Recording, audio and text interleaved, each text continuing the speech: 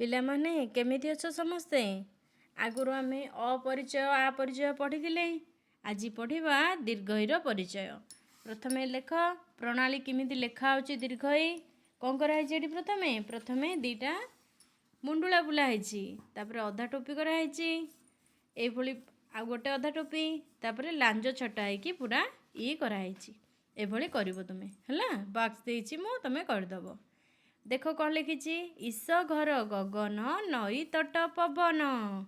କ'ଣ ହେଇଛି? ଈଶ ଘର ଗଗନ ନଈ ତଟ ପବନ। ଈଶର ଅର୍ଥ କ'ଣ ପିଲା ଏଠି ଜାଣିଛ? ମୂର୍ଧନ୍ୟଷ ଅଛି ନା, ଏଇ ଈଶର ଅର୍ଥ ହେଉଛି ଲଙ୍ଗଳ। ଯଦି ତାଲବେଶ ହେଇଥାନ୍ତା ତାହେଲେ ତାର ଅର୍ଥ ହେଇଥାନ୍ତା ଈଶ୍ୱର। ଆଉ ଟିକେ ବଡ଼ ହେଲେ ତୁମେ ଏ ବିଷୟରେ ପଢ଼ିବ, ହେଲା। ଦେଖ ବାକ୍ସ ଦେଇଛି, ବାକ୍ସରେ ଆମେ କ'ଣ ଲେଖିବା? ଦୀର୍ଘଇ ଡାକି ଡାକି ଲେଖିବ, ବାକ୍ସ ପୂରଣ ହେବ। ତା ତଳେ କ'ଣ ଦେଇଛି ଦେଖ ପିଲାମାନେ? ନା ଏଇ ପଦମାନଙ୍କ ମଧ୍ୟରୁ କିଏ ଆମ ମାଙ୍କର ମା ଅଟନ୍ତି ସେହି ପଦ ତଳେ ଗାର ଟାଣ। ତୁମ ମା ମାନେ ତୁମ ମମି, ହଁ ନା ନାହିଁ? ମମିଙ୍କର ମମିକୁ ତୁମେ କ'ଣ ଡାକ? କ'ଣ ଡାକ? ଆଈ। ଦେଖ ଏଇ ପଦ କେଉଁଠି ଅଛି? ଆଈ। ଏଠି କ'ଣ ଲେଖା ହେଇଛି? ଇଗଲ, ଗୋଟେ ଚଢ଼େଇର ନାମ। ନଈ, ନଈକି ସବୁ ଗାଧୋଇବାକୁ ଯାଉଛ। ଏଠି କ'ଣ ହେଲା? ଆଈ। ଏଠି ଈଶ।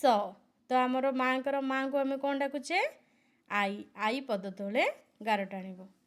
ଏଠି କ'ଣ ଲେଖା ହେଇଛି ଦେଖ ପିଲେ? ଦୀର୍ଘଇ ପଦ ତଳେ ଗାର ପକାଅ। ଦେଖିବ ଏଠି କ'ଣ କ'ଣ କେଉଁଠି ଦୀର୍ଘଇ ଅଛି? ଇଗଲ ଇ ଅଛି, ଏଠି ଗାର ପକାଇବ। ଏଠି କ'ଣ ଲେଖା ହେଲା? ଈଶ। ନଈ, ଟଗର, ଟଗରରେ ଇ ଅଛି କି?